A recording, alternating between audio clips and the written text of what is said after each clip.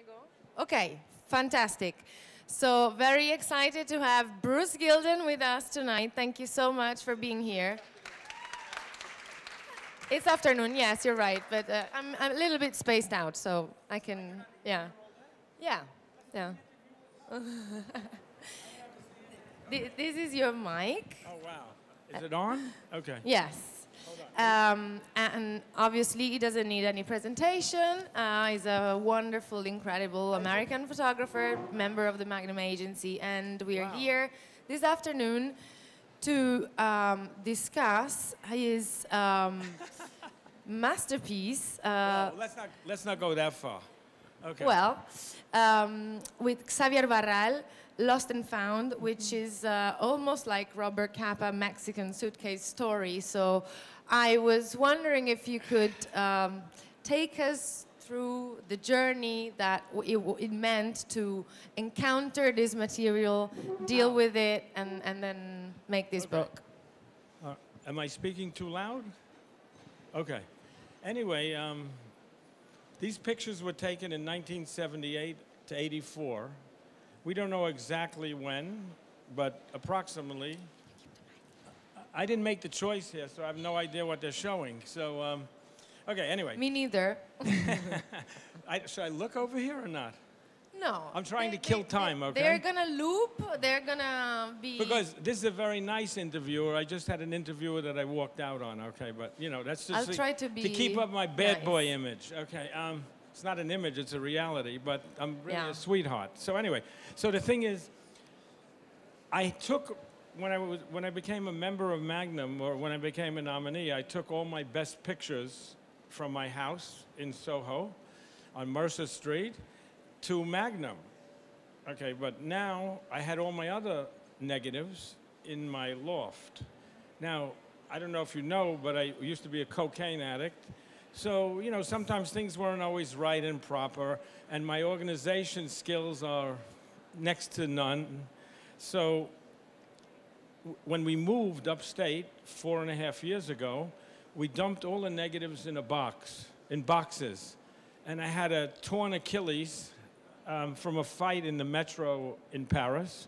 And I had to oversee the whole process of moving from Soho to 33rd Street, to 31st Street in Manhattan. So we put all the boxes on the ground. We took them up the elevator. I was overseeing. And 2 years after that, I had someone who was working for me, and we started to organize my archive. So since we were organizing my archive, I came across these prints from this period. Now, I said they're pretty good. So why don't we go to Magnum and see if we can find more pictures from the same period and do a book? So, well, we got to Magnum. This took about 2 months to do all this. I still live in Beacon, 60 miles away from New York City. And we got to Magnum. I had kept a certain series of pictures from one guy who developed my film from like 1 to about 2100. So now, some were together in order, others were all over the place. So you can imagine what it was like. At the end of the day, we found out that I'm missing, never to be found, approximately 250 rolls of shot film. And maybe my printer, developer at that time, may have missed some numbers, but I did find contact sheets where the negative is lost, and there were some good pictures on there.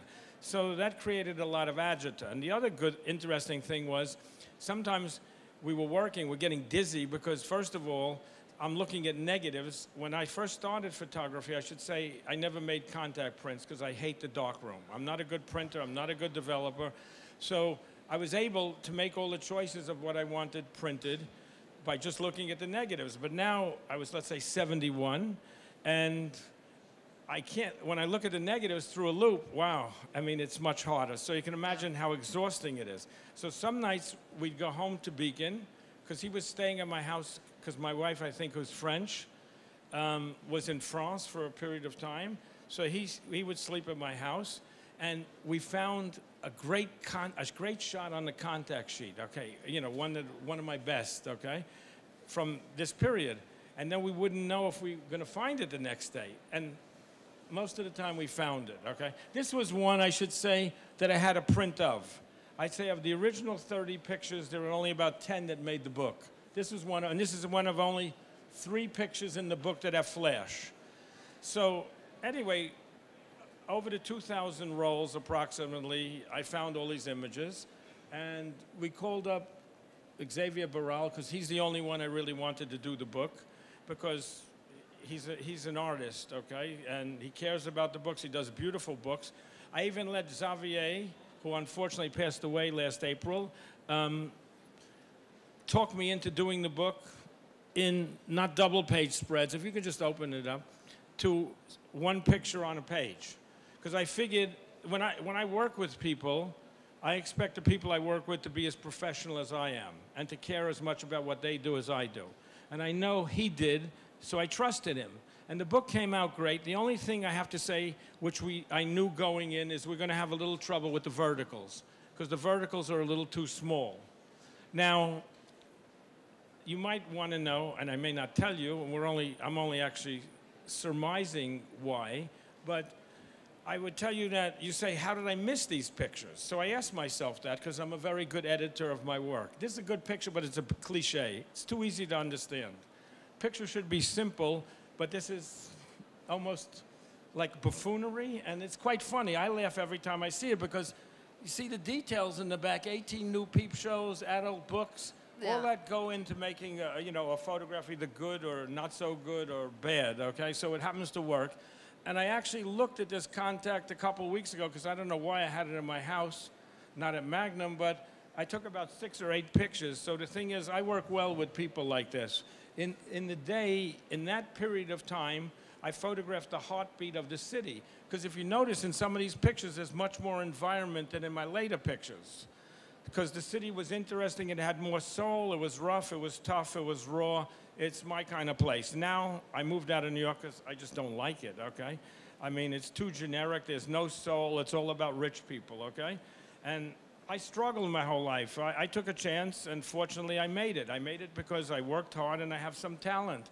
These women, I could never figure out if they were transvestites or I think they're Hasidic. They're Hasidic. Maybe 1 out of 3. No, yeah, no.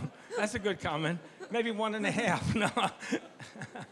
That's another story. No. But the thing is, of the 3, I think they're Hasidic Jews, Orthodox Jews, because it's not my, I've learned to, I like this picture more and more because it just says something. Because I think it was taken on Delancey Street, all right? When I was younger, at this time, I also went to more neighborhoods. Because when I started to go to flash, and that's, I think, the reason why I overlooked these pictures, because these pictures, they may be very good, and I think it's my best New York book, okay? My most complete, most even, and we have a lot of good pictures. It's Bruce Gilden before he became Bruce Gilden, but it's the same type of people. I was very fortunate in that when I started photography, I knew what I wanted to photograph, and I photographed it. This picture I have a little trouble with because it looks like photo 1 for me. You know, anybody who starts taking pictures can take this kind of picture, but they're quite interesting. So also, in these pictures, they're not as dramatic.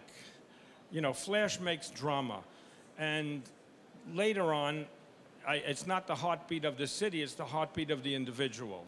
And I also think there's 2 other reasons why I think, you know, I always wanted to use flash. I'm not technically deficient, but I'm not a technician. But I understand all I have to do and what needs to be done and how to move the shutter, how to move the aperture. No problem for me. But I think also I'm using a Leica M camera, and their shutter speed syncs at a 50th of a second. So that with flash. So that meant that if you went to areas that had smaller buildings, you couldn't use it at many hours of the day. So that's why I settled on 5th Avenue and Broadway. This is one of my favorites. And don't look at how it's reproduced here. They're all too light. And if you notice, there's a sign that it says Knox Hats, and they're all wearing hats. And in this picture, I don't know why also I had it at my house. I only had about 4 contacts at my house. I noticed when I took the original picture, the guy didn't have his hand in front of his face. So once he put the hand up, that made the picture, okay? And is it the your relationship with the city that made you get closer and closer to your subjects? No. I'm almost like an idiot savant, okay? My French wife laughs at me because I can't write at all. I read a lot of books. I'm not unintelligent. But the thing is that my visual side is highly developed. And I don't know why. My father and mother both probably had third-grade educations. My father was a gangster type. My mother was something else. If you read some of the things, you'll know what my mother was. So I had a tough upbringing, okay? What I mean, emotionally, I'm angry, you know, all of this, but I channeled it. So I used all of it, you know, to do. This isn't even in the book. I don't know why we have it here. But that's an added treat. That'll be an extra 50 cents per individual. I only get 50% of that. Okay, but this was one of the pictures that we had. But I'm a New Yorker, okay? I know New York. It's interesting. That's a good question because I feel that a lot of people that don't live in New York, when they come to New York, don't get the real New York. You know, you could tell, even a good photographer. But having said that, look, I've done books on Haiti, Japan, other places, but I fit in right away. I'm comfortable. I'm always photographing myself wherever I go. I just have to make the adjustments of what's there. And once I go to a place to photograph, because I also believe in long-term essays. If I love a place, like the first time I got to Haiti, I said, wow, to my ex-wife. I've had 3, but Sophie's with me 28 and a half years, so that's my wife. I turned to my ex-wife, and at that time she was my wife. I said, where have I been my whole life? And, you know, like, I'm comfortable, you know. That's why a lot of people, obviously I have detractors because people either like or they don't like my work. So, like my uncle said, it's not what they say about you, it's when they stop talking. So I'm comfortable with that. So my images are strong, they're me. You can get away with a lot. Maybe that's the wrong term if you're comfortable. For example, I'm older now. And also, I should say, to switch to flash, because I strongly believe that you can't do the same pictures your whole life. There are a lot of photographers out there, including Magnum photographers, that are doing the same picture they did 30 years ago. Doesn't work. The passion is gone. So you have to keep changing. So I don't know, I guess I realized that subconsciously. So I went to flash. This is one of my favorites. And now I'm doing color. And I don't even see color. You know, I see you have beautiful lipstick. No. I see lipstick, I can't tell shades, but I switch to color and I switch to portraits. I still do candid work, only if I'm commissioned, because I did New York City. What am I going to do? You go back, you know, 20 years later, and it's not going to be as good. And I have to admit, the last 4 years I was working in New York, I wasn't into it. So then I discovered my color. And just because you mentioned them, the texts in the book are quite amazing and very honest. You're very honest. Well, I have to thank my wife. Hey, Sophie. I have to thank my wife because my wife is French. She used to write for Libération and had a radio show on France Inter. And the text might be better than the photographs, okay? No, let's not. Well, she did a great job, okay? Because my wife knows me, and she was able to ask the right questions, and she was able to put it together in a quite cogent way. I particularly loved when you said that you really don't like when people ask you if you asked permission to your subjects to be photographed. And you're like, but it's not that, it's like asking Jackson Pollock if he was asked permission. No. The Jackson Pollock line I was quite impressed with because I have a lot of, you know, detractors. So more people are concerned with process. Who cares how you do the picture? I'm not hurting anybody. You know, I'm not putting a gun to their head. I'm not doing anything bad. So it's not about process. It's what's in the frame, okay? And it's funny, some people get upset that you jump at someone with a flash. New York is a city where people bump into you all the time. They smoke cigarettes, it's crowded. I don't tell them to stop smoking. So those people are the ones that sit at a desk all day, and they're, you know, these intellectual types that they don't know what they're talking about. You know, they know what they read in a book. I know what I experienced. And the Jackson Pollock quote is relative to, I was quite impressed with myself with this quote because we came up with it on the fly, and it was this, that, you know, what happened if the painting police, there was a knock on Jackson Pollock's door, and the painting police, and he says, who's there? And it's the painting police. And they come in and they say, Mr. Pollock, you can't do that. He says, what are you talking about? Well, you can't throw paint at the canvas. So, I mean, come on.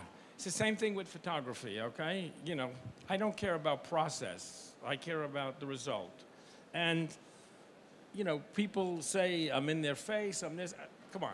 Some people I'm so close, they don't know I'm taking the picture. And if you're comfortable at what you're doing, it's fine. I get into more arguments not with a camera, because I have a very good bedside manner. I know how to deal with people. I know how to deal with tough people.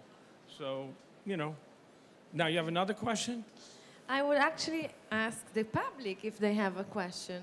That would be interesting to know. That's fine. Yeah, any questions? There is very crowded. I'm sure there is somebody Nobody has with a question. You mean I actually... You intimidated them all. Hey, Garrett, how you doing? No questions? Yeah. You mean you have nothing to say? Come on, all you can ask me is a poor question. There. Okay. It's okay, right? You're also a great teacher. How was your last workshop at Magnum? And what about that? Did you learn something from all those students? Yeah. You know what I learned? I'm a good teacher. No, actually, I do a lot of workshops, okay? And, you know, sometimes I wonder why I'm doing the workshops, okay? Because I prefer to be out shooting. Oh, God, okay. And then I realize that what's good about it is often I meet younger people, because I'm basically a loner. My wife she's French, she's much more social than I am. I stay in the house with 3 cats, and I'm cool. I mean, I'm comfortable, okay? Having said that, I leave from here and go home for 9 days, then I'm gone for 3 weeks, so. But, yeah, I think I teach well. And I've learned a lot by doing the workshops. I've learned that my workshop is called Be Yourself, because when I first started giving workshops, I would take them out and show them how I use my flash. And then I had all these little Gildens running around. And I didn't feel threatened. Some people did really good pictures, better than what I do. So I wasn't threatened at all, because it's about a lifetime of Gilden. You know, it's not just 1 week. But I realized, 1 second, all of these people are going to go back, majority of them. They're not going to work like with the flash, because they go from one workshop to another workshop it doesn't matter who's teaching the workshop, okay? So I also, when I'm giving the workshop, I tell people the only way I can see someone taking a workshop is if you really admire the person in their work, because otherwise you're just spinning your wheels. And so I came up with a portrait assignment many times for people. And I was quite impressed. And Garrett did some good portraits. I was quite surprised. Nothing against you, Garrett, but you didn't really do portraits before, right? And what did I tell you about your portraits? They were good, right? He's nice looking and he does good portraits, but he has a girlfriend already, so forget it, okay? Anyway, all right, is there any other questions? Oh, Mike, oh God, only the guys in my workshop. Okay, oh, you want to go Michael? He's French, so. Hi, everybody. Bruce, I never met someone who can analyze so quickly people's personality without knowing them. It's kind of uncommon talent you have got. And I would like to know, how does it help you to make even greater pictures, you know? Well, you know how that comes about? No. I appreciate that, but unfortunately I have to agree with you. It comes about from listening to I'm assuming now, okay, we don't know if this is just looking back on something. This comes from everything I learned as a child, since there were no books in the house, okay? I learned by listening to my father and mother talk at night about these things that I could cry now, okay? So I learned everything by that, okay? And it hurt me so much, and since my father was a mafia type, you know, well, he was really, okay? I mean, he was a bad boy also in a different way than I am.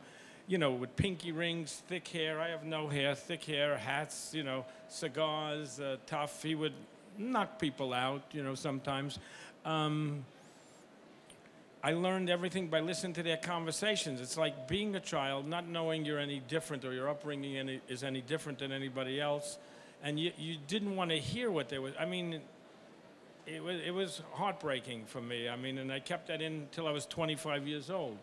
And now I finally came out with some of it, which I didn't know if I should say it or not. But I won't get into it here because I'll get sad, because I just had an argument downstairs with an interviewer. But it's heavy. That's why when people don't succeed and they have heavy things going on in their life, you know, I can deal with that because I turned everything into a positive. You know, when I went into my second drug phase, my mother had just committed suicide, and I didn't do anything to help her. And my father had died a couple months before that, and heartbreaking. Thank you very much. You're welcome. Thank you. I think... Any other questions? Let's go. Let's end on an up. But you know, the one thing I have to say is, and that's why I do the work I do, that's why I stand up for myself, because it doesn't matter how down you are or what you've done, you can come out on top if you're strong enough inside. If you're not, you're going to go by the wayside. Go ahead. Your strong point is the expression of the people, and are you going to feel less comfortable without flash? I couldn't care less. Doesn't or you matter. don't care. Or Doesn't you don't matter. care. So why flash? Because Why I like film noir. Yes, good. Well, let me also tell you, Yeah. if there are people that come to my workshop or pictures that I've taken that was spoiled because you don't see the eyes, you know, they have a hat on or something, they have, the sun is in their eyes, so this way, and it also allows the person in the foreground to be more dominant. Yeah. So that's what the later pictures were about. Yes, and this is a part of your signature as well. I don't know, I Yes, don't sign sure. my photographs like Yes, that. perhaps. Yeah. It's just Bruce Yeah, thank Gilden. you. Thank you. Do you have a question? The lady behind, yeah. I was wondering, when you're not photographing in New York, when you're in Greece or in Haiti, how did you need to adapt your style to... How did what? How do When- I adapt my style? Yeah. Very simple. I'm intuitive. What strikes me, I photograph. If it's not in front of me, I can't do it. And were you as happy with your work that outside New York as in? or- Yeah, why not? I mean, I have good pictures from all the places. They may be different. Look, I've had people tell me my Haitian pictures are too journalistic. But I have some very good pictures from Haiti, okay? It just depends who's looking at them and what they say. New York, Japan, Ireland, I think is a little weaker. I have some good ones, but not as much. Japan, the Go book, I think is wonderful, but that's also because I work with my friend Jonathan Ellery, who's ex-rugby player. He's got a temper like mine, only he's bigger, and we're like best friends. So he thinks like I do, I think like he is. So the trick in all of this is to associate yourself with people who can do a good job in the areas that you need, because, you know, I trust him. He'll run it by me, and I'll say, great. We hardly ever, he doesn't almost have to even say anything to me, because he knows what I want, he knows what I like. Is that it, or we have more? Oh, you have another 10 minutes, so you want to ask me questions? You don't want to just hear me bullshitting. I can go on forever. Go ahead, let's go. What do you think about the handy photos The what? from the mobile? I don't think much of them. Okay. I don't think much of panoramic pictures. I don't think wide-angle lens unless you use it correctly, because some people point their camera at what's in front of them. So what's talking, the camera or you? I'm the director, okay? I take the credit, I take the blame. You know, so anyone can pick that up. We took a picture, I never used the phone. We took a picture of my dead brown Siamese fish. Looked great. So, hey. What? No, now it's all digital. Because what happened was I started to use the mid-size camera, the Leica S, and they only made it in digital. So I was against digital because I figured if you're going to photograph something, you're not going to go to the end with that, you know, to the situation in front of you. But now I'm so used to it, wow. You don't have to worry that your film is not, you know, going to get ruined in the airport machine. You don't have to worry you're going to lose it. You don't have to worry, you don't know what's there. So, for example, with the color portraits, if I didn't use digital, I would probably have 25% of the pictures I have. Because the crops, you know, my guy might, oh, there's a pigeon, look at him, wow. You missed it, okay. He might straighten it a drop, you know, because it's shot in the camera as I want it. But I may not have the right crop or the intensity in the eyes. So digital is a godsend for that, you know? And what's your next project that you're working on? I'm still working on the prostitutes on opioids. I'm also going to, someone commissioned me to go to Marseille to photograph gangsters. So, and the only way I'm doing that is because they have a contact. Because otherwise, you know, I'm not going into Marseille at, you know. Where is the mafia people? What? You just not, you don't arrive No, in no, a place no. and It's where's that. the It's mafia? that. I work well around them, but you know what he's telling me is that, you know, we're going to be photographing certain things that I wouldn't want to be photographed doing. Okay. Yeah. Okay. You know, I try, believe it or not, I try to give respect to those people, and smart enough to know that if they're doing certain things, you don't photograph it. Okay. And I never ask questions of them. Never. Does anyone know why? No.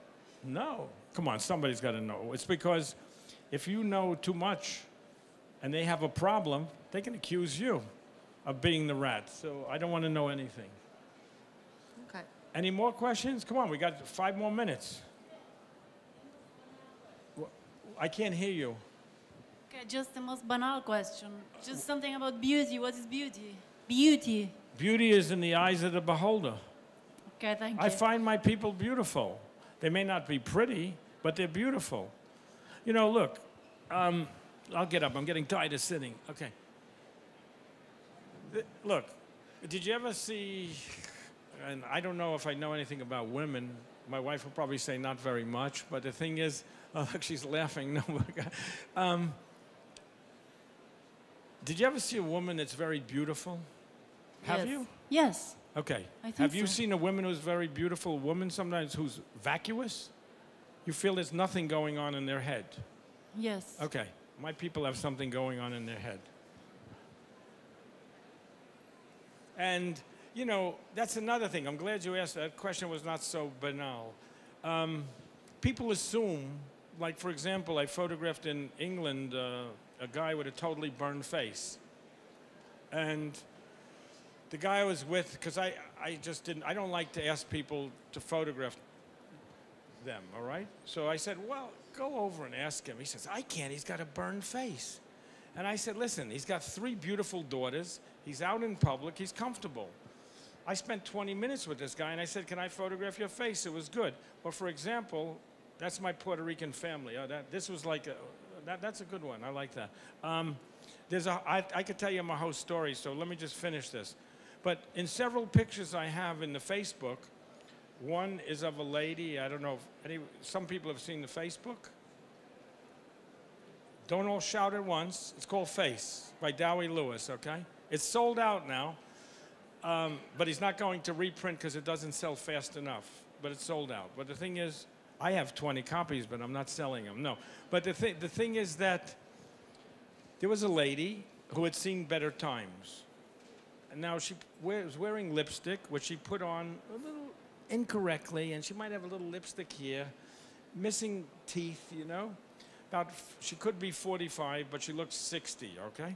So she asked to see the picture, because we usually don't offer, okay? Because we just don't offer. If you want to see it, you're more than welcome. I'll show it to you. So I said to her, what do you think?